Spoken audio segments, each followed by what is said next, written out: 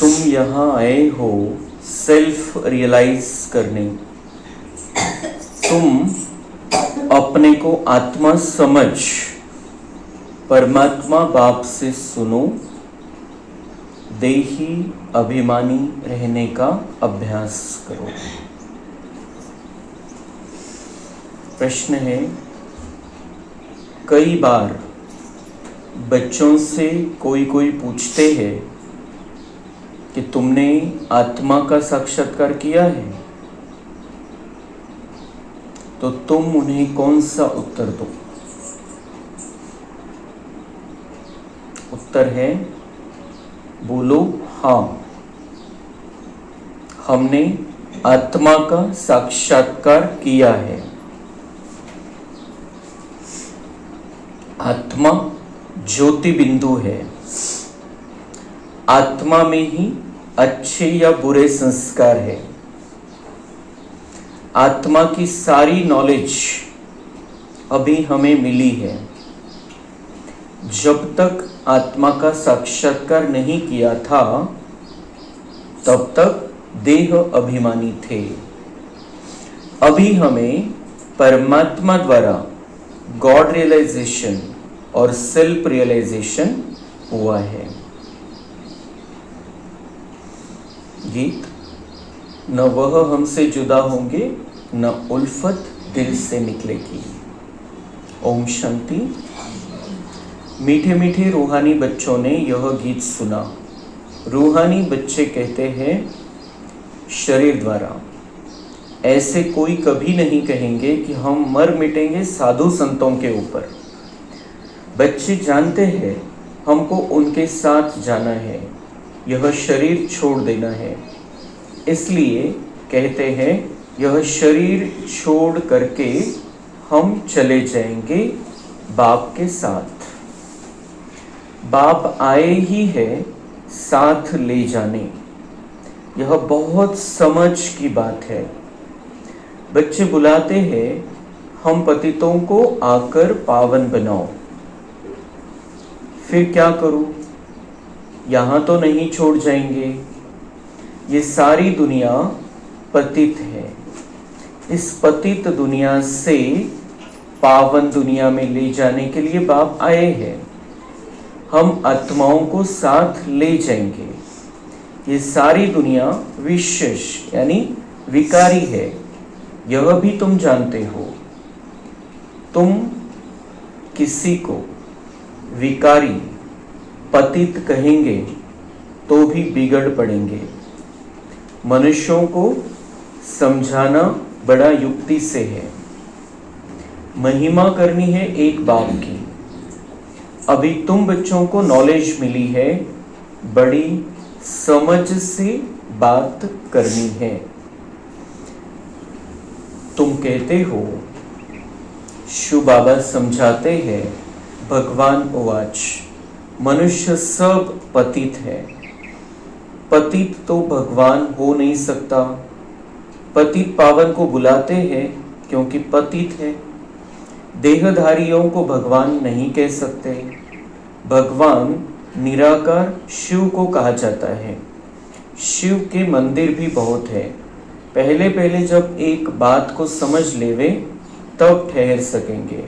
पहले बताओ कि शिव भगवान उवाच, शिव बाबा कहते हैं कि माँ में कम याद करो।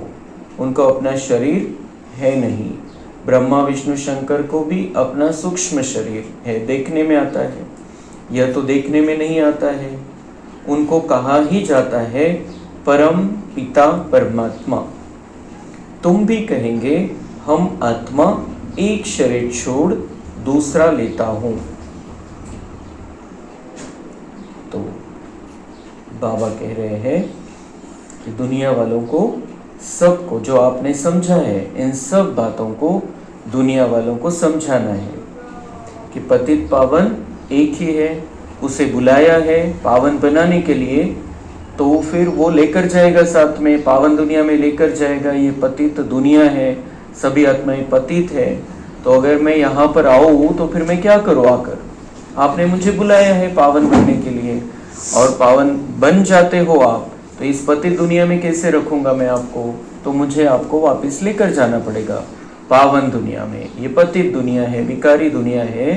तो अगर मैं आपको पावन बना दूं, मुझे बुलाया पावन बनाने के लिए, फिर मैं आपको पावन बना दूं, तो फिर ये ऐसी दुनिया में कैसे रखूं मैं आपको? सारे विकारी, पतित, भ्रष्टाचारी, अत्याचारी लोग हैं, और यहाँ पर आप पावन बनो भी और रहो भी, लेकिन फिर फायदा क्या है? पावन बनने का फायदा क्या है? सारा विकारों का प्रभाव है, अपवित्रता है। तो बाबा कहते हैं मैं आपको फिर क्या करूं? मैं आकर मैं आपको लेकर जाता हूँ, लेकिन लेकर जाने के पहले मैं आपको पावन बनाता हूँ। ये पावन बनने की सारी प्रक्रिया जो बाबा ने हमको बताई है कि अपने आप को आत्मा समझो, फिर मुझे एक बाप को याद करो, फिर ज्ञान का चिंतन मंथन मनन करो, अपने संस्कारों को दिव्य बनाओ, विकारों से दूर रहो, विकारी कलयुग का जो संग है उससे अपने आप को न्यारा रखो। ये सारी प्रोसेस बाबा ने समझाई है, तो हम उस पर चलते हैं और पावन बन जाते हैं। मग बाबा म्हणते हे तुम्हाला समजवायचे दुसऱ्यांना की बाबा इथं आलेला आहे, कशासाठी आलेला आहे? पावन बनवण्यासाठी आलेला आहे। पावन बनवण्यासाठी आलेला आहे आणि तुम्ही बोलवलं, याचा अर्थ तुम्ही पतित आहे, तुम्ही विकारी आत्मे आहे, तुम्ही पापी आत्मे आहे। तर बाबा म्हणते असं तुम्ही डायरेक्ट सांगू नका त्यांना, क्योंकि वो सहन नहीं कर पाएंगे कि आप पतित हो, आप विकारी हो, आप पापी हो। वो खुद कहेंगे मूर्ति के सामने जाके भजन में, वो बात अलग है, लेकिन हम अगर उनको सीधा सामने से कहे तो वो सहन नहीं कर पाएंगे, क्योंकि उनको लगेगा ये हमारे ऊपर अटैक कर रहा है, हमारी निंदा कर रहा है, हमारा अपमान कर रहा है। इसलिए बाबा कहते हैं सीधा किसी को मत कहो, उनको ये बताओ। बाबा हमको युक्ती समजाता है। जसं आता एखादं हॉस्पिटलमध्ये नेलेलं आहे कोणाला आणि त्याच्या सगळ्या टेस्ट झाल्या आणि त्याच्यामध्ये बऱ्याच प्रॉब्लेम्स निघाले, तर डॉक्टर एकदा त्यांना तर सांगत नाही, नातेवाईकांना मध्ये बोलवतो, त्यांना सांगतो असं असं आहे, असं आहे, हे प्रॉब्लेम आहेत। डॉक्टर जाऊन जर जे काही रिपोर्टमध्ये आलं ते जर डायरेक्ट त्याने सांगितलं की तुम्हाला इतक्या इतक्या प्रकारच्या बिमारी आहे, आता तुमचं काही खरं नाही, तुमचं शरीर बिमारीचं घर बनलेलं आहे, ते सहन नहीं करू शकणार। इसलिए वो क्या करता है, बहुत आराम से समझाता है। जो मजबूत होते हैं, जो बहुत मजबूत बन जाते हैं, वो कहते हैं डॉक्टर को कि मुझे बताओ मुझे क्या हुआ है, सच सच बता दो, कुछ छुपाने की जरूरत नहीं, मैं बहुत मजबूत हूँ। तो हम ऐसे मजबूत बच्चे हैं बाबा के, इसलिए बाबा हमको सीधा कहता है मुरली से कि आप पतित हो, आप विकारी बन गए थे, आपके सारे बहुत सारे पाप कर्मों का हिसाब बाकी। हम मजबूत बच्चे हैं, इसलिए ये सारी बीमारियां बाबा हमको भी सीधा कह सकता है, क्योंकि हमारा कोर्स हुआ, हमने बाबा को पहचान लिया, फिर हम मुरली सुनते हैं तो हमको बाबा सीधे सीधे कह देता है। लेकिन कोई नया बच्चा जिसका भी जन्म भी नहीं हुआ है बाबा के पास, उसको जाके ये सीधा कहे तो वो सहन नहीं कर पाएगा। उसको लगेगा मैं, मतलब वो एक तो कमजोर फील करेगा, डाउन फील करेगा, या फिर उसका बहुत बहुत भयंकर रूप से अहंकार जागृत हो जाएगा कि मुझे ऐसे कैसे कह सकते हो, तुम पापी हो, तुम पतित हो, तुम भ्रष्टाचारी हो। त्याला वाटेल आपल्याला शिव्या देतोय, तो वो सामना करेगा हमारा।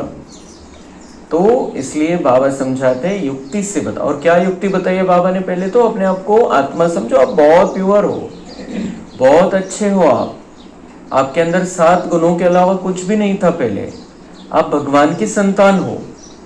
फिर ये समझाते समझाते फिर उनको ये समझाना है कि आपके अंदर ये थोड़ा सा मैल आ गया है, सबके अंदर, आपके अंदर ही नहीं आया, सबके अंदर आ गया, चार्जिंग कम हो गई, दुनिया का प्रभाव पड़ा और आपके अंदर ये मैल आ गया, आपके अंदर ये विकार आ गए हैं। और इसलिए हमको अगर इन विकारों से दूर रहना है, विकारों के कारण अशांति है, दुख है, इनसे अगर दूर होना है तो उससे योग लगाना है। पतितों को पावन बनाने वाला वो है। तो हमारे अंदर जो आया है पतितपना, जो नहीं था हमारे में, ओरिजिनल हम बहुत अच्छे हैं, हमारे में ये आया है, तो अगर उसको निकालना है तो एक पतित पावन से कनेक्शन जोड़ो और वो जो समझाता है वो सुनो, तो आपको आसानी होगी इस मैल को उतारने में। तो बाबा म्हणते सांगायचं तेच आहे, पण युक्तीने सांगायचं आणि गोड शब्दामध्ये सांगायचं।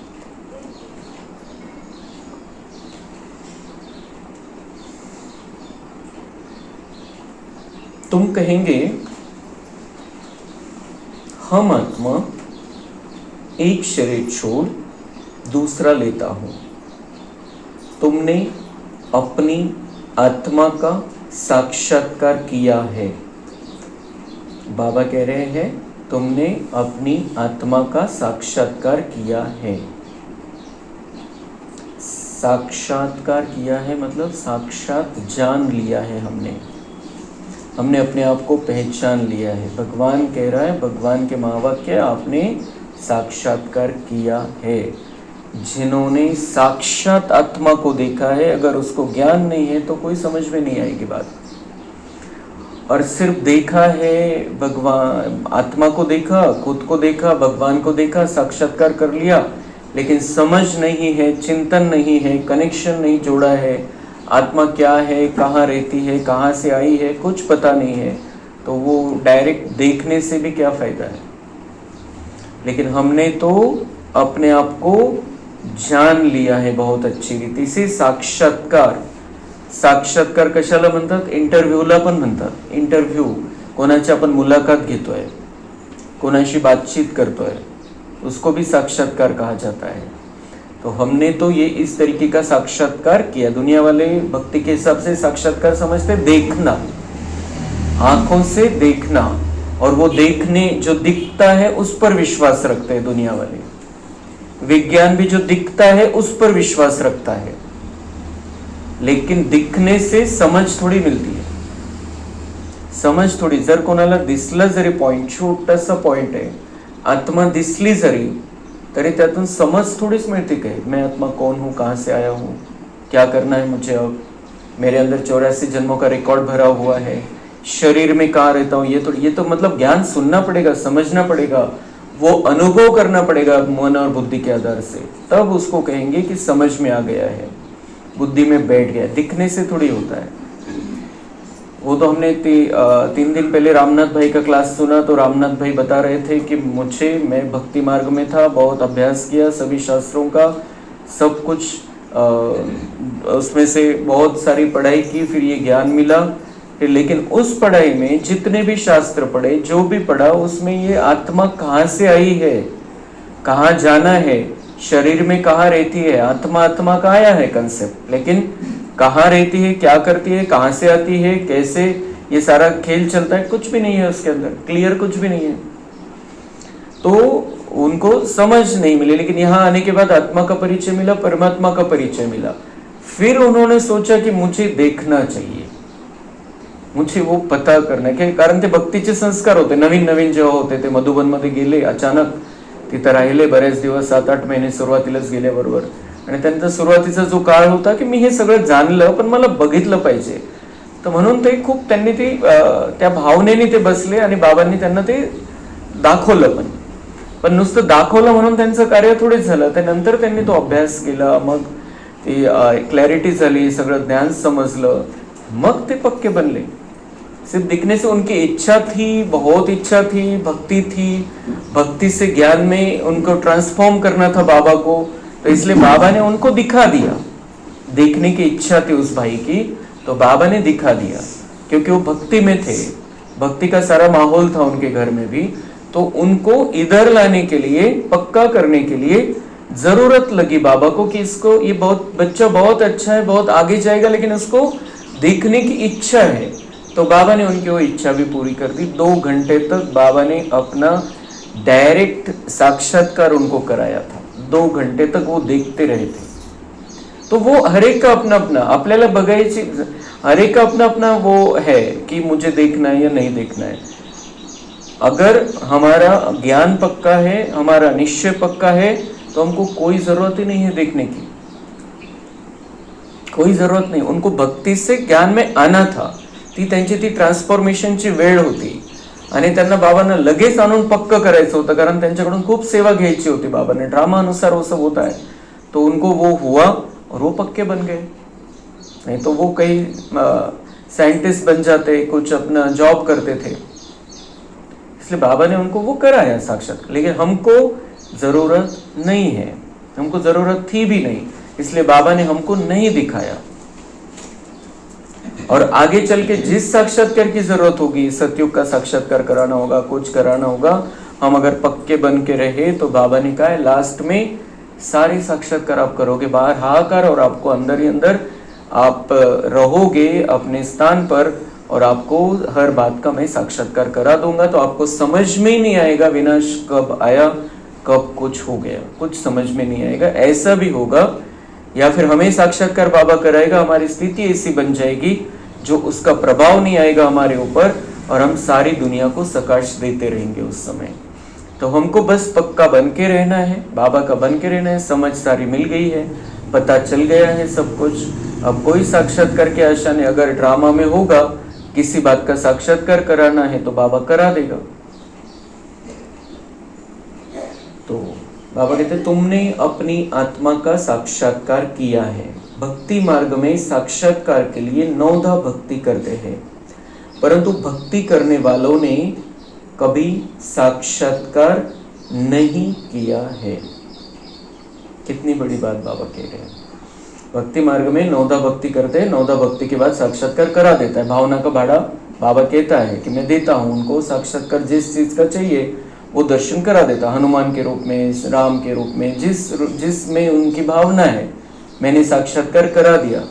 लेकिन बाबा कहते हैं भक्ति करने वालों ने कभी साक्षात्कार नहीं किया है। आंखों से देखा है बस, या फिर बुद्धि की आंख से देखा। बाबा ने वो खोल दिया थोड़ा समय के लिए, उनको बुद्धि के हिसाब से उनको दिखा दिया, वो कुछ हुआ। लेकिन साक्षात्कार मतलब पहचान ही नहीं मिली। जैसे किसी का इंटरव्यू लेते हैं, किसी को नौकरी पर रखना होता है तो इंटरव्यू लेते हैं। कलेक्टर के लिए इंटरव्यू होता है, जज के लिए इंटरव्यू होता है। तो इंटरव्यू में से क्या देखते हैं, अंदर क्या है इसके, या उसको जानने की कोशिश करते हैं, पहचानने की कोशिश करते हैं। जसं लेखी पेपर असतो, ते पेपरमध्ये परीक्षा कशाची होऊन जाते की याचं ज्ञान किती आहे याची परीक्षा होऊन जाते। पण तो ऍक्च्युअल मध्ये कसं आहे हे इंटरव्यू मध्ये बघायचं असतं। तो ऐसे बाबा कह रहे हैं साक्षात्कार ये भक्ति मार्ग में किसी ने देखा ही नहीं, समझा ही नहीं, अंदर की बात समझी नहीं, ऊपर ऊपर से देख लिया।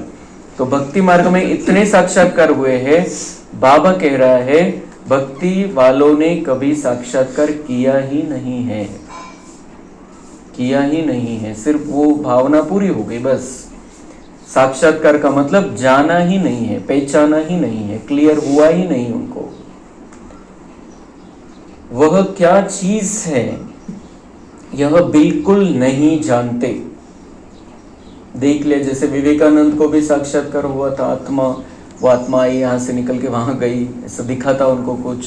लेकिन वो क्या है, आत्मा क्या है, कहाँ से आई है, कहाँ जाना है, ये 5000 साल का सफर है, 84 जन्मों का रिकॉर्ड आत्मा में, ये कुछ नहीं जाना उन्होंने, देखा सिर्फ।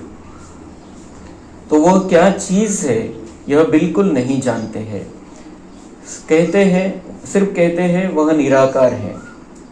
बातचीत तो आत्मा करती है, संस्कार भी आत्मा में रहते। कौन बोल रहा है, कौन बोलता है, बातचीत करते हैं हम तो कौन बातचीत कर रहा है, आत्मा अंदर बैठी बातचीत कर रही है, बोल रही है। संस्कार भी आत्मा में रहते हैं। आत्मा निकल जाती है तो न आत्मा न शरीर बात कर सकते हैं। शरीर, आत्मा निकल जाए शरीर में से तो शरीर का मुख है, जगह पर ही है, लेकिन बात नहीं कर सकता है। और आत्मा शरीर से निकलकर बात करे, कोणी आवाज ऐकलाय का आत्माचा कधी? शरीर से निकल गई, वो उसकी डेड बॉडी पड़ी है सामने और आत्मा बाहर निकल गई और बात कर रही है, नहीं कर सकती है। माइक चाहिए उसको, शरीर रूपी, मुख रूपी। आत्मा बिगर शरीर कुछ कर न सके। तो कोई भूत ऐसा नहीं होता है कि वो भटक रहे और तकलीफ दे रहे किसी को। भटकती आत्माएं जो अपने सूक्ष्म शरीर के साथ में रहती है, लेकिन अगर उनको किसी को कोई तकलीफ देनी है तो उसको किसी के शरीर के अंदर प्रवेश करना पड़ेगा। बिना शरीर के कुछ नहीं कर सकती है वो। इसलिए शरीर का अपना महत्व है, लेकिन हम हैं और एक्चुअल में हम हैं आत्माएं जो इस शरीर को चलाते हैं। पहले तो आत्मा को पहचानना है और बाप द्वारा ही बाप को पहचान सकेंगे। जब हम खुद को पहचान लेते हैं तब फिर बाप के बन जाते हैं, क्योंकि हमें समझ में मैं आत्मा हूं तो परमात्मा की संतान हूं, तो हमारा जब निश्चय पक्का हो जाता है तो बाबा हमें सारी बातें समझा देता है। तो बाप द्वारा ही बाप को पहचान सकेंगे, उसकी पहचान भी वो खुद ही देता है। आत्मा को परमपिता परमात्मा का साक्षात्कार कैसे हो सकता है जबकि अपने को ही नहीं जान देख सकती। भल कहते हैं चमकता है अजब सितारा, परंतु यह किसी को पता नहीं है कि आत्मा में 84 जन्मों का पाठ नूंदा हुआ है। मनुष्य बिल्कुल देह अभिमानी रहते हैं। अब बाप कहते हैं देही अभिमानी बनो, अपने को आत्मा समझ, फिर मेरे द्वारा सुनो। अपने को आत्मा समझ फिर मेरे द्वारा सुनो। तो हम मुरली भी कैसे सुनते हैं? अपने आप को आत्मा समझ के बैठते हैं और बाबा सुनाते हैं हमको। बाबा कोई भी माइक यूज कर ले, लेकिन सुनाने वाला तो वही है। तो हम आत्माएं सब आत्माएं हम उस एक से ये सारी बातें सुनते हैं। सुनने वाली आत्मा है, आत्मा को सुनाने वाला परमात्मा चाहिए। कोई मनुष्य नहीं सुना सकता ये सारी बातें जो सत्य ज्ञान है।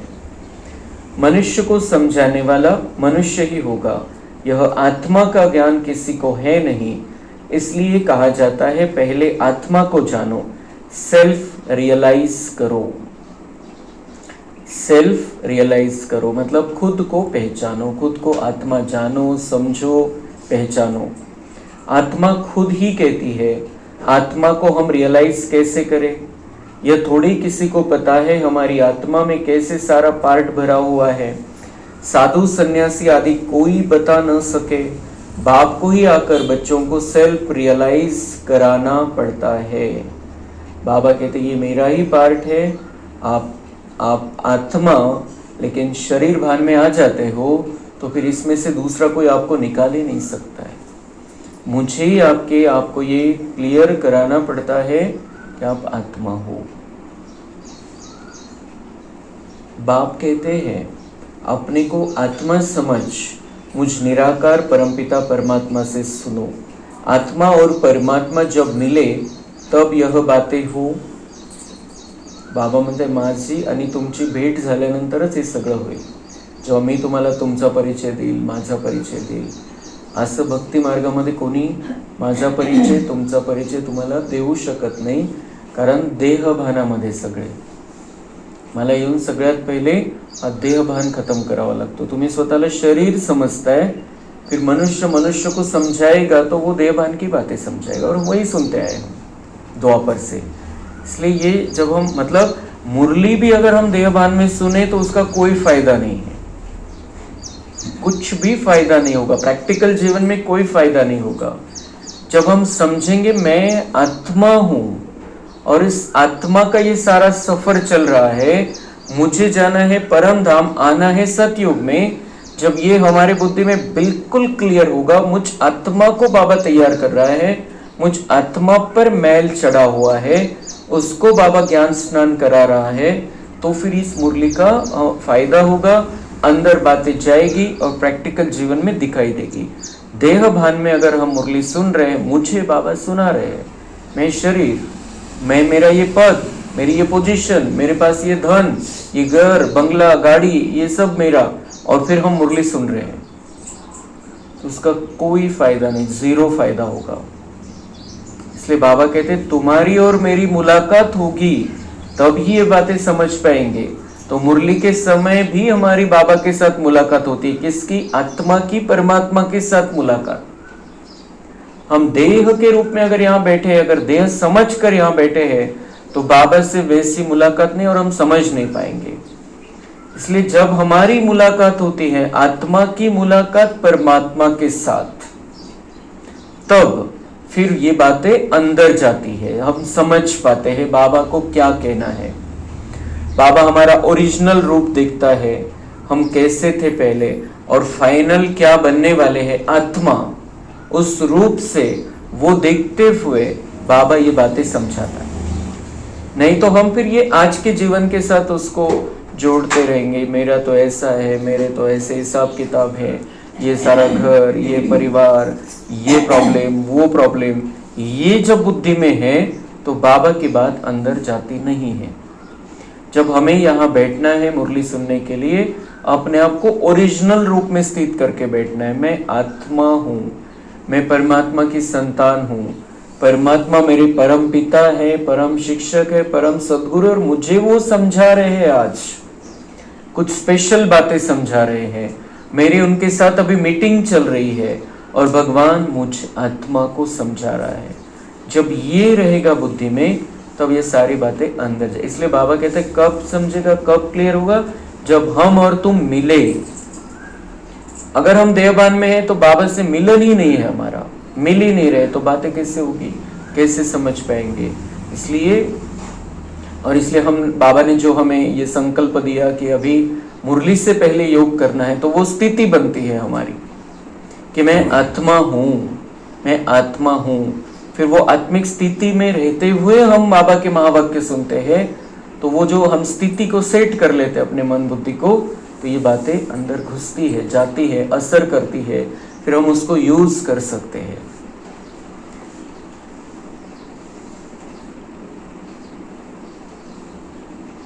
दुनिया को यह पता ही नहीं है कि परमपिता परमात्मा कब आएंगे, कैसे आकर समझाएंगे। न जानने के कारण मतभेद में आ जाते हैं। उन सब का मदार है शास्त्रों पर। क्यों मतभेद है दुनिया में? शास्त्रों में अलग अलग बातें लिखती, अलग अलग शास्त्रों में अलग अलग बातें लिखती, मतांतर है। जिसको जो ठीक लगा वो मत उसमें डाल दिया है कि भगवान ऐसा है, भगवान ऐसा है, ऐसे आएगा, अभी 40,000 वर्ष के बाद आएगा, कभी किसी ने क्या कहा, कभी किसी ने क्या कह दिया। तो बाबा कहते हैं इसलिए मतभेद है, उनको क्लियर पता ही नहीं है। और हम तो बाबा से रोज मिलन मनाने लगे हैं। अभी बाप कहते हैं उनसे न तुम मुझे रियलाइज कर सकेंगे, न अपने को रियलाइज कर सकेंगे। इनसे, शास्त्रों से, न खुद। जो वही बात क्लियर रीति से रामनाथ भाई ने बताई। बहुत अभ्यास किया था उन्होंने शास्त्रों का, कुछ नहीं उसमें ये है ही नहीं। बोले इतना सब कुछ है, लेकिन मैं आत्मा कौन हूं यही नहीं। मतलब आत्मा का पता नहीं तो परमात्मा का भी पता कैसे चलेगा? तो बाबा भी सीधा कह रहे हैं उनसे न तुम मुझे रियलाइज कर सकेंगे, न अपने को रियलाइज कर सकेंगे शास्त्रों से। वह तो कह देते आत्मा सो परमात्मा। ऐसे कहने से क्या होता? क्या फायदा है? सब क्या कह रहे हैं? आत्मा सो परमात्मा। हमको पतित से पावन कौन बनाएंगे फिर? अगर आत्मा सो परमात्मा ही परमात्मा है तो पतित को पावन कौन बनाएगा फिर? वो तो ऊंचे हस्ती होनी चाहिए कोई जो सदा पावन है, वो बनाएगा हमको। आत्मा सो परमात्मा कहने से सारा कोई मतलब ही नहीं है उसका, उस पतित पावन को बुलाने का, या फिर वो हमको पावन बनाएगा, मुक्त करेगा। इन सारी बातों का मतलब ही नहीं रह जाता आत्मा सो परमात्मा कहने से।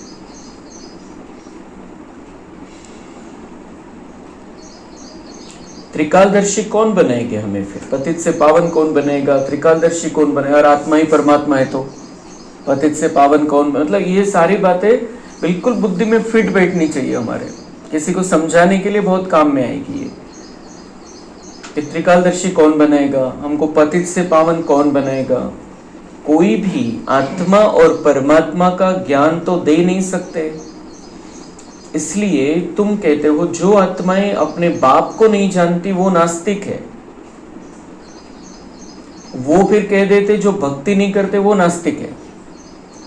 बाबा कहते बाप को ही नहीं जाना तो कितना भी कुछ भी कर लो आप देहभान में, कितनी भी भक्ति कर लो, नास्तिक है। क्योंकि उसका रोल भक्ति में, उसका रोल समझते वो पतित को पावन बनाने वाला है, त्रिकालदर्शी है, मुक्त करने वाला है। तो और फिर क्या कहते हैं कि वो मतलब हम इतने अच्छे, इतने श्रेष्ठ अपने आप को मानने लग जाए कि हम ही सब कुछ है, मैं आत्मा सो परमात्मा हूँ, तो फिर इन सारी बातों का कोई मतलब ही नहीं भक्ति में जो कहते हैं। तो इसलिए बाबा कहते जो परमात्मा को नहीं जानते उनको आप कहते हो आप नास्तिक है। और वो देहभान में, इसलिए वो क्या कहते हैं आप भक्ति नहीं करते हो, आप भगवान को नहीं मानते उस तरीके से हम जैसे करते हैं, तो इसलिए आप नास्तिक हो। अब तुम बच्चे भक्ति तो करते नहीं हो, बाबा को पता है हम बच्चे अब भक्ति नहीं करते हैं, हम भक्ति से निकल गए, इसलिए तो ज्ञान सुन पा रहे हैं। तुम्हारे पास चित्र बहुत अच्छे हैं, चित्रों पर ही समझाया जाता है, कोई ने वर्ल्ड के नक्शे देखे ही नहीं होंगे तो उनको क्या पता लंडन कहाँ है. तो बाबा म्हणते हे चित्र आहे. चित्र म्हणजे नकाशे तुमच्यासाठी. या नकाशामध्ये सगळं दाखवलेलं आहे. जसं आता नुसतं इंग्लंड, अमेरिका काही पण आपण सांगू, पण कसं कळणार? जर त्या नकाशावर दाखवलं तर कळेल की भारत कुठे आहे, मग भारताच्या कुठे पाकिस्तान आहे, कुठे बांगलादेश आहे, कुठे अमेरिका आहे. हे नकाशा जर दाखवलं तर समजेल, नुसतं सांगून नाही समजणार. तर तसं बाबामध्ये हे सगळे चित्र आहे आणि हे सगळे जसं काही नकाशा आहे तुम्ही सगळं त्यांना या चित्रांच्या द्वारे समजून सांगू शकता, मग समजेल.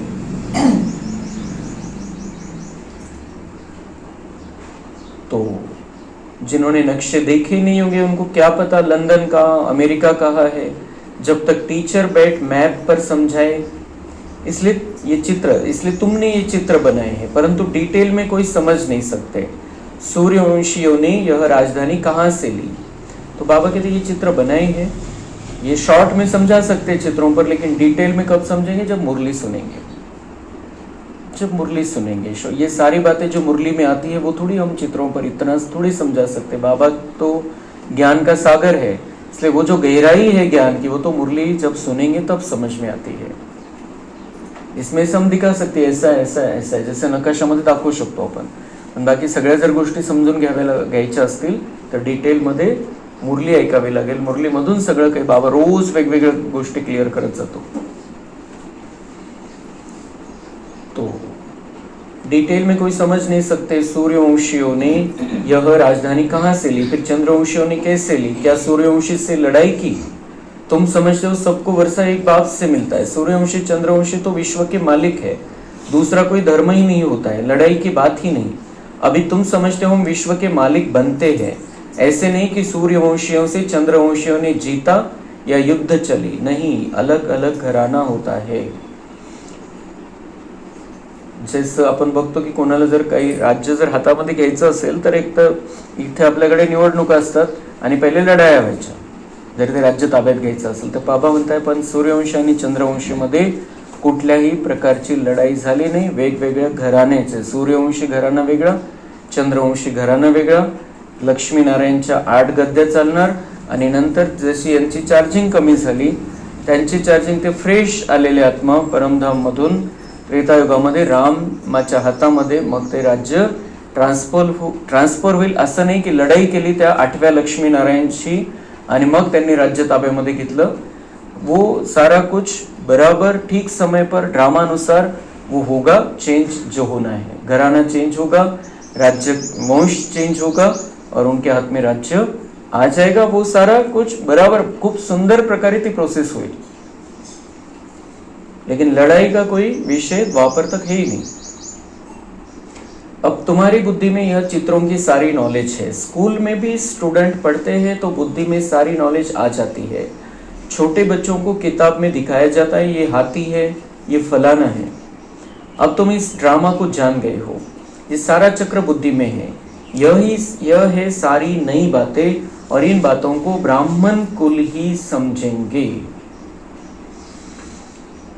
इसलिए हमारे सारे व्यर्थ संकल्प बंद हो जाने चाहिए कि इनको क्यों समझ में नहीं आता है, उनको क्यों समझ में नहीं आता ये ज्ञान.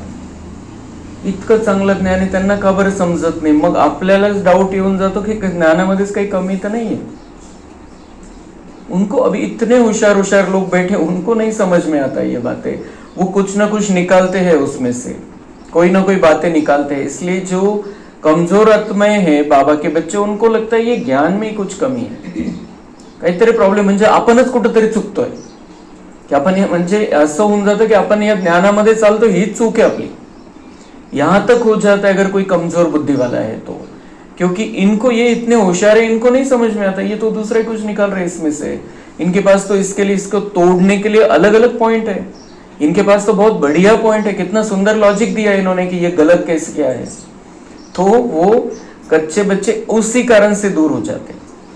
लेकिन हमारे ये सारे संकल्प बंद हो जाने चाहिए. भगवान खुद समझा रहा है, हर बात का कारण दिया है.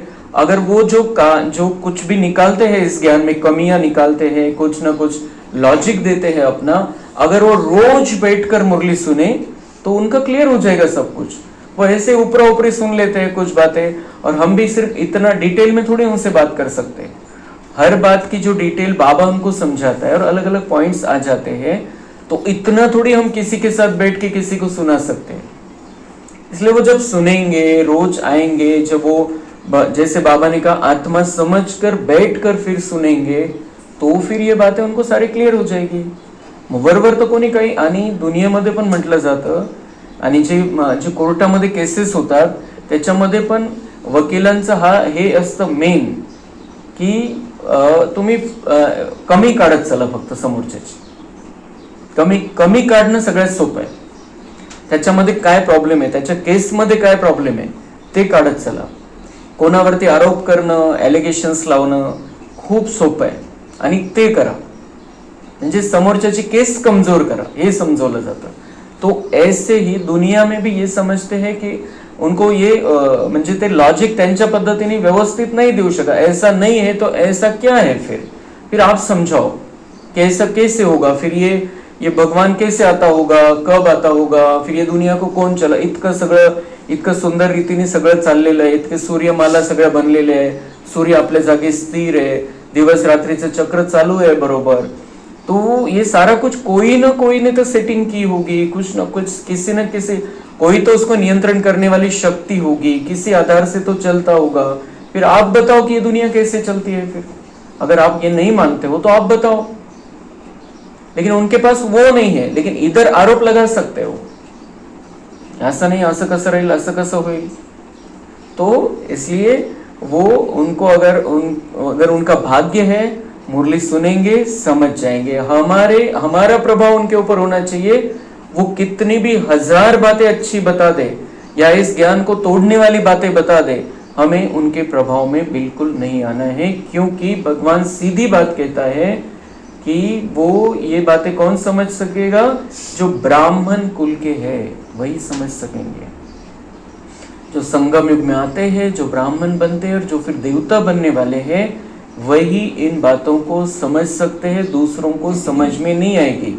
भले इस दुनिया में बुद्धिमान से बुद्धिमान भी इस दुनिया वालों के हिसाब से नहीं समझ में आएगा उसको।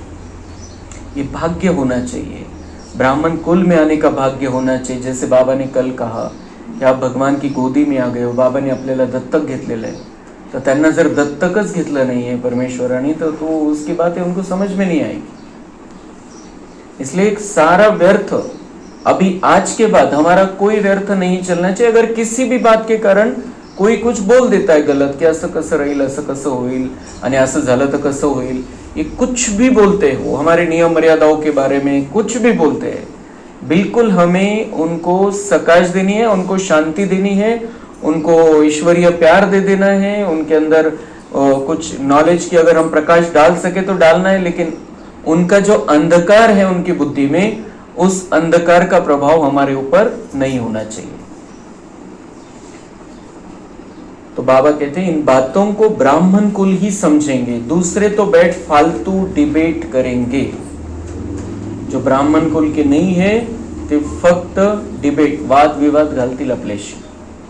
और हमें बाबा ने समझाया वाद विवाद में नहीं जाना है, आप उनको समझा दो, नहीं समझ में आता है तो ठीक है, कह देना उनको, आप अपने हिसाब से चलो, मैं मेरे हिसाब से चलती हूँ, बस आपका सही है, आप उस रास्ते पर चलो, मेरा सही, मैं इस रास्ते पर चलती हूँ। जोर जबरदस्ती हमें भी कोई चला नहीं सकता इस रास्ते पर, और हम दूसरे को, किसी को भी इस रास्ते पर जबरदस्ती नहीं चला सकते। म्हणून मग वाद विवाद करून काय करायचं। तो बाबा कहते हैं और फिर ऐसे भी नहीं सबको इकट्ठा समझाया जा सकता है, नहीं, अलग अलग समझाना होता है। ये बात बाबा आज मुरली में बता रहे हैं, लेकिन ये बात तब ही समझ में आ गई जब सबका वो टीव्ही पर कोर्स कराया था। ते झालं, त्यांना क्लिअर झालं की तर काही चुकीचं नाही आहे, चांगलंच सांगताय, पण फायदा नहीं झाला त्याचा काहीच। म्हणजे जो त्यांनी ज्ञानामध्ये यायला, वो प्रजा तो बन गई, जो जिन्होंने कोर्स कर लिया 7 दिन का, भले टीवी पे बैठ के, टीवी पे देखकर वो कोर्स कर लिया, वो प्रजा में, त्रेता में, लास्ट में आ जाएंगे कभी तो वो हो जाएगा। लेकिन उनको जब अलग अलग बिठाते हैं, समझाते, तो उनको सामने से वो पूछ भी सकते, असं का बरं आहे, तसं का बरं आहे, तर आपण उत्तर देऊ शकतो। पण टीव्हीवर किंवा सरसगट सगळे एक कट्टी बसलेले, तर तर त्या कोर्सचं फक्त एक त्यांच्यापर्यंत माहिती पोहोचून जाते, पण जे आत्म्याला पाहिजे ते नहीं भेटत। जो उनको आगे बढ़ाने वाली बात है कि वो आत्माएं परमात्मा के साथ जुड़ जाए, वो नहीं होता है। वही बात बाबा कह रहे हैं कि ऐसा नहीं कि सबको इकट्ठा समझाया जा सकता है, नहीं, अलग अलग समझाना होता है। कायदा भी है, पहले बाप को आत्मा को समझो, फिर क्लास में बैठे तो समझेंगे, नहीं तो समझ ही नहीं सकेंगे। संशय उठाते रहे, पहले अपना परिचय, बाबा का परिचय होगा, फिर क्लास में आके बैठेंगे तो बातें क्लियर होगी, नहीं तो संशय उठाते रहेंगे। भले उनको संशय नहीं भी उठाएगा तो उनको अगर क्लियर भी हो गया कि हाँ इनका ठीक चल रहा है, लेकिन वो समझ आपल्याला वेळ नहीं, आपण नहीं करू शकत। क्यों नहीं होता है? क्योंकि उन्होंने अपने आप को रियलाइज ही नहीं किया है कि मैं आत्मा हूँ, परमात्मा की संतान और परमात्मा का कार्य चल रहा है और मुझे भी इसमें शामिल होना चाहिए। इतना भी अगर उनको संकल्प आ जाए तो वो रेगुलर हो जाएंगे। सिंपल गोष्ट है रेगुलर होण्यासाठी। तुमको समझाना है भगवान एक है, वह ऊंच से ऊंच है, देवताओं को भी भगवान नहीं कह सकते। आत्मा का भी ज्ञान अब तुमको मिला है, कर्म का फल आत्मा ही भोगती है, संस्कार आत्मा में ही रहते हैं, आत्मा सुनती है इन ऑर्गन्स द्वारा।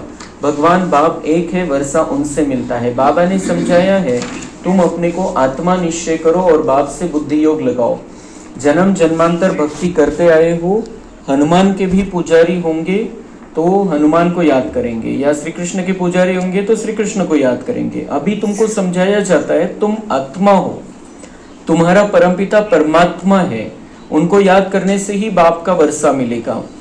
जो बाप है स्वर्ग का रचयिता, तो जरूर हम स्वर्ग में होने चाहिए। भारत स्वर्ग था, अभी तो स्वर्ग है नहीं। जो राजाई हो, नर्क में तो रावण की राजाई है।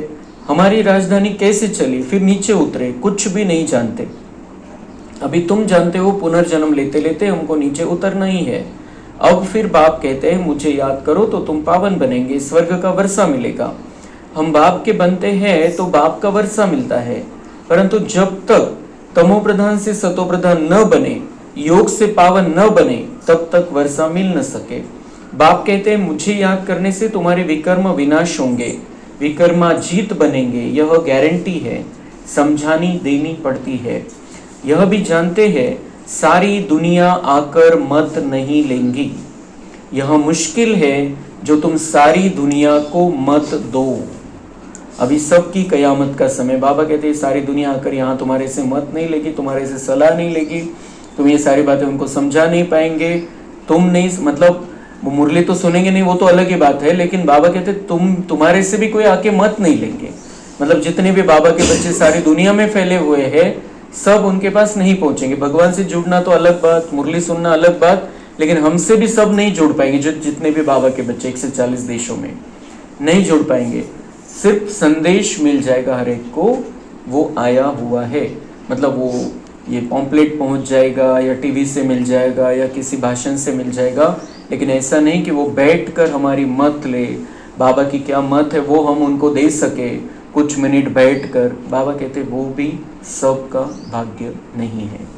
भगवान के पास पहुंचने का तो है ही नहीं, लेकिन हमारे पास पहुंचने का भी सबका भाग्य नहीं है। अभी सबकी कयामत का समय है, विनाश सबका होना है, समझाने की बड़ी युक्ति चाहिए। तो जो हमारे पास पहुंचते हैं, बाबा कहते हैं बहुत युक्ति से उनको समझाओ। सब तो नहीं पहुंचने वाले, लेकिन जो आपके पास आएंगे आप उनको युक्ति से समझाओ, और युक्ति से समझाते हैं हम उनको सारा लॉजिक बताते हैं, तो वो भगवान से जुड़ जाएंगे, कुछ न कुछ प्राप्ति कर लेंगे। तो समझाने की बड़ी युक्ति चाहिए। जो शांति से बैठ सुने, डिस्टर्बेंस न करे। पहले पहले तो बाप का परिचय देना है। शिव बाबा ही पतित पावन ठहरा, वही समझाते हैं। गीता में भी अक्षर मशहूर है, पतित पावन बाप ही कहते हैं कि मुझे याद करो तो तुम्हारे विकर्म विनाश होंगे। गीता से ही यह अक्षर ताल्लुक रखते हैं। शिव बाबा ने कहा है मुझे याद करो, मैं सर्वशक्तिवान पतित पावन हूँ, गीता ज्ञानदाता ज्ञान का सागर हूँ। गीता के अक्षर तो है ना, सिर्फ वह कहते हैं श्री कृष्ण भगवान उवाच, तुम कहते हो शिव भगवान उवाच। भगवान निराकार है, वह कभी पुनर्जन्म में नहीं आते हैं, अलौकिक दिव्य जन्म लेते हैं, खुद ही समझाते हैं, मैं साधारण बूढ़े तन में आता हूँ, जिसको ही भागीरथ कहते हैं। ब्रह्मा द्वारा ही रचना रचते हैं। मनुष्य का नाम ब्रह्मा रखा जाता है। व्यक्त ब्रह्मा से फिर पावन अव्यक्त फरिश्ता बन जाते हैं। बाप आते ही है पतितों को पावन बनाने, तो जरूर फिर पतित दुनिया पतित शरीर में आएंगे। यह है डिटेल की समझानी। पहले तो समझाना चाहिए, भगवान कहते हैं कि कल्प पहले मौफिक मुझे याद करो तो तुम्हारे विकर्म विनाश होंगे, पतित से पावन बनेंगे। तो सवेरे उठकर विचार सागर मंथन करना चाहिए, फिर जो भी आए उनको समझाना है। मुरली के मुख्य पॉइंट्स नोट कर देनी चाहिए, फिर रिपीट करनी चाहिए तो दिल पर पक्का हो जाए। तो मुरली के पॉइंट जो लिख सकते हैं, लिखना है, लिख लेंगे, फिर उसको रिपीट करेंगे तो पक्की हो जाएगी। मतलब सिर्फ लिख कर रखना नहीं, उसको चेक कर लेना, देखना, पढ़ लेना बाद में बीच बीच में, तो दिल में वो बातें पक्की हो जाती है। पहले मुख्य बात है बाप को याद करना। बाप ही कहते हैं मन मना भव, मुझे याद करो तो विकर्म विनाश होंगे। अब करो न करो तुम्हारी मर्जी। बाबा कहती है ये सलाह है मेरी, ये मैं आपको डायरेक्शन देता हूँ, मार्गदर्शन करता हूँ, लेकिन फिर भी मर्जी है तुम्हारी। बाप का फरमान तो मिला हुआ है, फिर एक तरफ कहते मर्जी है तुम्हारी और एक तरफ कहते फरमान है, तो फरमान को तो मानना पड़ेगा हमको। पावन दुनिया में चलना है तो फिर पतित दुनिया में बुद्धि का योग नहीं जाना चाहिए। पावन दुनिया में चलना है मतलब ये ऐसा बैलेंस से बाबा सब कुछ हमको समझाता है। मर्जी भी कहता है एक तरफ, तुमची मर्जी, लेकिन हक भी रखता है हमारे ऊपर, क्योंकि वो उसको पता है हम करने वाले हैं, हम करने वाले बच्चे, लेकिन जबरदस्ती नहीं करता है, प्यार से हमारे से करा के लेना चाहता है। इसलिए वो कहता है अभी फरमान तो मिला हुआ है आपको, और मेन बात यह है पावन दुनिया में चलना है तो फिर पतित दुनिया में बुद्धि का योग नहीं जाना चाहिए। अब ये पतित दुनिया है, यहाँ हमें अटकना नहीं है, फंसना नहीं, यहाँ उलझना नहीं है, आता या गोंधळामध्ये नहीं राहायचंय। आत्मा निकल जानी चाहिए इन सब बातों से बाहर। भले ही निमित्त मात्र हम इस दुनिया में है, सेवा भी करनी है, कर्तव्य भी निभाना है, लेकिन आत्मा मन बुद्धि से बाबा के साथ जुड़ी रहनी चाहिए, परम धाम के साथ जुड़ी रहनी चाहिए, सतयुग के साथ जुड़ी रहनी चाहिए। विकार में नहीं जाना है। अब हमें पावन दुनिया में चलना है, अब विकार में नहीं, मतलब सभी विकारों से, सभी प्रकार के विकारों से, विकारों के सभी प्रकारों से दूर रहना है। समझानी तो बहुत मिलती रहती है, ये बाबा कहते हैं मैं आपको समझाता रहता हूँ। अच्छा, मीठे मीठे सिके लदे बच्चों प्रति माता पिता बाप दादा का याद, प्यार और गुड मॉर्निंग। रूहानी बाप की रूहानी बच्चों को नमस्ते। हम रूहानी बच्चों की रूहानी बाप दादा को याद, प्यार, गुड मॉर्निंग, नमस्ते। वहाँ बाबा वहाँ, शुक्रिया बाबा शुक्रिया। धारणा के लिए मुख्य सार है, सवेरे सवेरे उठकर विचार सागर मंथन करना है। बाप जो सुनाते हैं उसे नोट कर रिपीट करना है, दूसरों को सुनाना है, सबको पहले पहले बाप का ही परिचय देना है।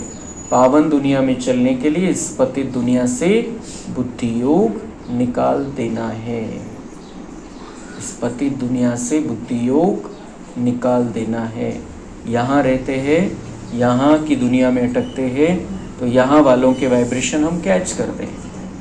यहाँ के वाइब्रेशन के उनसे भरा हुआ है हमारा जीवन हो जाता है, और वो जीवन कैसा रहता है फिर? गुस्से वाला, टेंशन वाला, अहंकार वाला जीवन बन जाता है, लोभ वाला, मोह वाला जीवन बन जाता है। इसलिए बाबा कहते हैं अभी मैं आया हूँ, पावन दुनिया में चलना है, आपको देवता बनना है, तो अभी बुद्धि इस दुनिया से निकाल दो, इस दुनिया के प्रभाव में मत आओ। कोई कुछ कह दे, किसी ने कुछ कर दिया, इन सब बातों से दूर हो जाओ। जो विकारों की बातें हैं उनको पीछे छोड़ दो।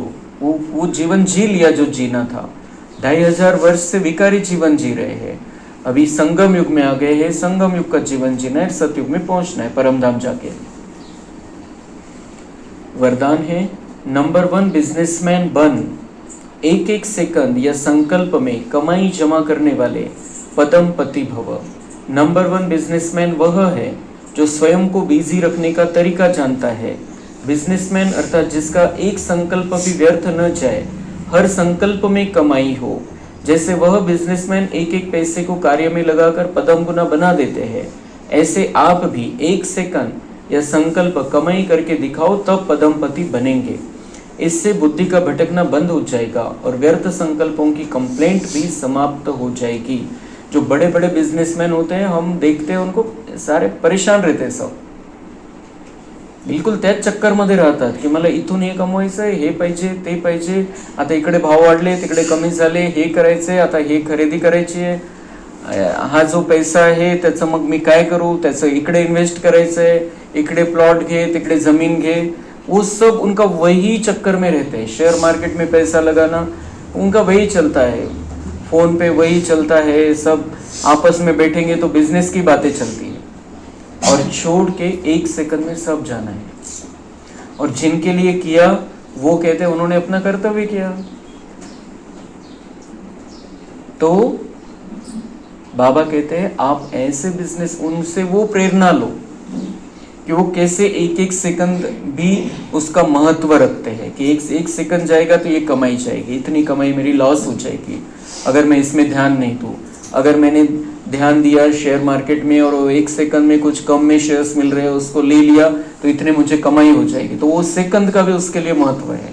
इस सेकंड में मुझे क्लिक करना है, ले लेना है, तो उस सेकंड का महत्व रखता है। लेकिन उसकी प्राप्ति क्या है, सब छोड़ के जाना है।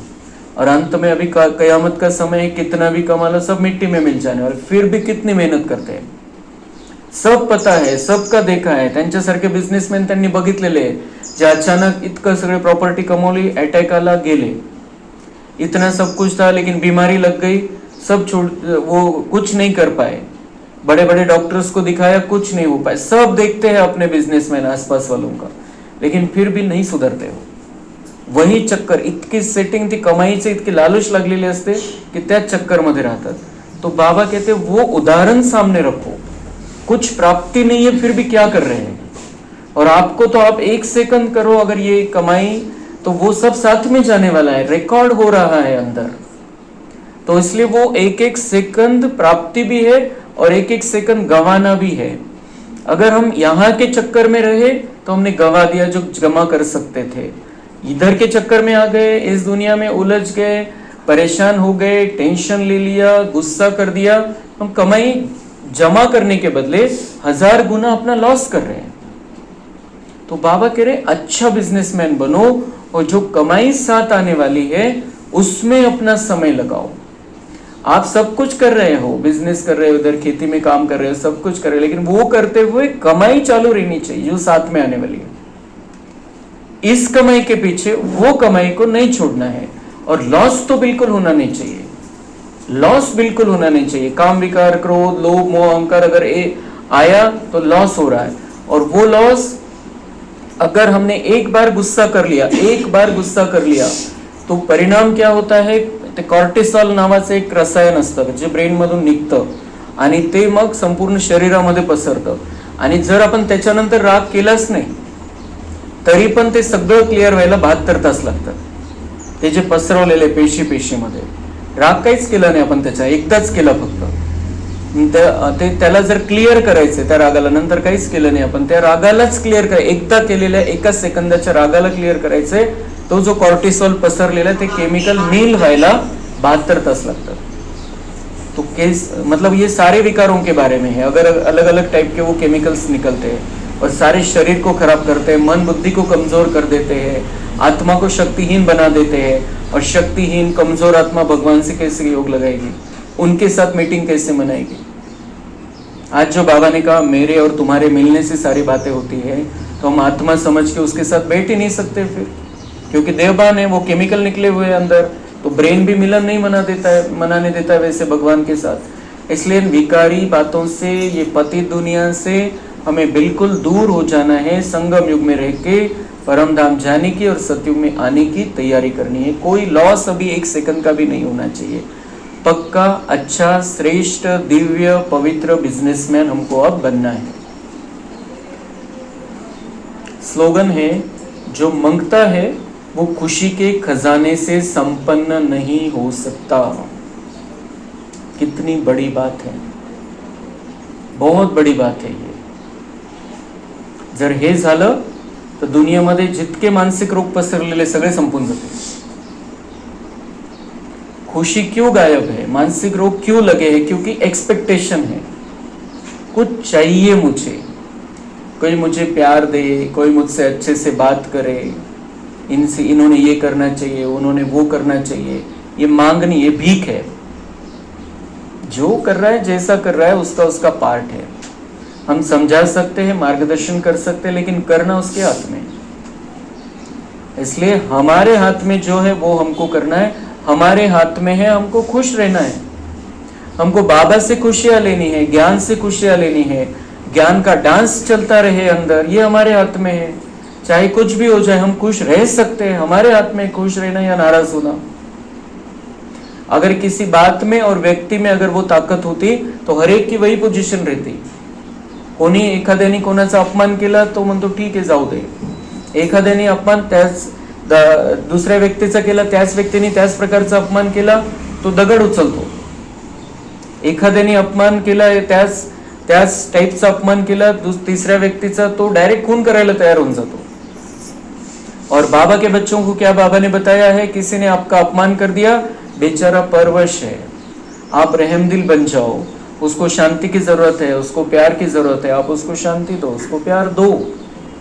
किसी ने आपका अपमान कर दिया, निंदा कर दिया आपकी, तो देते हैं हम, तो अंदर बाबा और भी भरता जाता है. और हमको खुशी इस बात की होनी चाहिए कि बाबा के हम बन गए हैं, बाबा हमको तैयार कर रहा है, हमारा मैला निकाल रहा है, अभी मुझे मैल नहीं चढ़ाना है. किसी से कुछ चाहते हैं, मतलब इच्छा है, तो हम अच्छा बन नहीं पाएंगे और हमारा भाग्य भी नहीं बनेगा. इसलिए जो बाबा कहते हैं, जो मांगता है वो खुशी के खजाने से संपन्न नहीं हो सकता. और खुशी गायब रहेगी तो इस संगम युग का भी आनंद नहीं आएगा. संगम युग सतयुग से महान है. संगम युग का आनंद नहीं ले सकते तो बाबा के बन के क्या फायदा है. तो इसलिए ये जो मंगने की बात है, जो एक्सपेक्टेशन, जो इच्छा है, वो खत्म हो जाएगी. बाबा से जुड़ जाएंगे हम आत्मा, तो खुशी के खजाने से सदा संपन्न रहेंगे. हमारी खुशी को कोई गायब ही नहीं कर सकेगा. अव्यक्त इशारे. सदा मास्टर सर्वशक्तिवान की सीट पर सेट रहने वाले ही अचल अडोल रहते हैं. बाप दादा कहते हैं, बच्चे शरीर भी चला जाए लेकिन आपकी खुशी नहीं जाए. आत्मा खुशी लेकर ही जाए. शरीर भी चला जाए भले, बाबा कहते इतना खुश रहना है. शरीर छोड़ते समय भी दुख न हो. बहुत खुशी से, यहाँ का पार्ट बहुत अच्छा बजा है, अब मैं आ रहा हूं, बाबा लेने आए, मैं आ रहा हूं, बिल्कुल बहुत खुशी से. मतलब शरीर भी चला जाए तो आपकी खुशी नहीं जाए. इतना हमें अचल अडोल रहना है. मास्टर सर्वशक्तिवान की सीट पर सेट रहना है. पैसा तो उसके आगे कुछ भी नहीं है. जिसके पास खुशी का खजाना है उसके आगे कोई बड़ी बात नहीं. और सदा सहयोगी सेवाधारी बच्चों के साथ बाप दादा रहते हैं, इसलिए घबराने की कोई बात ही नहीं है. पैसा तो कोई चीज ही नहीं उसके सामने. जो सदा खुश रहता है, जो अचल अडोल रहता है, जो बाबा के साथ में कनेक्टेड है. पैसा तो आज है, कल नहीं है. किसी के पास करोड़ों है, आज करोड़पति, कल रोडपति हो जाता है, हम देखते हैं. इसलिए ये पैसा आएगा जाएगा, है नहीं है. बाबा कहते इसका खुशी से कोई संबंध ही नहीं है. खुशी आपकी अपनी चीज है. ये पैसा ये बाहर का है, ये आता है जाता है. तो और जिसके साथ में बाबा है, बाबा कहते हैं, और जो सहयोगी और सेवाधारी बच्चा है उसके साथ में बाप दादा सदा रहते हैं. जो सहयोगी है, जो बाबा के कार्य में हाथ बटा रहा है, सहयोगी बच्चा है, सेवा कर रहा है जिस तरीके से हो सके, मनसा वाचा कर्मना तन मन धन, ऐसे बच्चों के साथ बाप दादा सदा रहते हैं. इसलिए घबराने की जरूरत नहीं. घबराहट होती है तो खुशी गायब हो जाती है. डरते हम किसी बात से तो खुशी गायब हो जाती है. भविष्य में क्या होगा इससे डरते तो खुशी गायब हो जाती है. किसी को डर लगता है मेरा नाम खराब हो रहा है, मेरी मान नहीं है, मेरी शान नहीं है, तो वो घबराहट ही सारी गड़बड़ कर देती है. तो बाबा कहते हैं आप सेवा करो, आप मेरे साथ में रहो, आप अचट अडोल रहो, खुशी के खजाने से संपन्न रहो, तो घबराने की कोई बात, मतलब आपको डर नहीं लगेगा कि मेरा नाम खराब हो रहा है, मेरी पोजीशन खराब हो रही है। अच्छा, ओम शांति।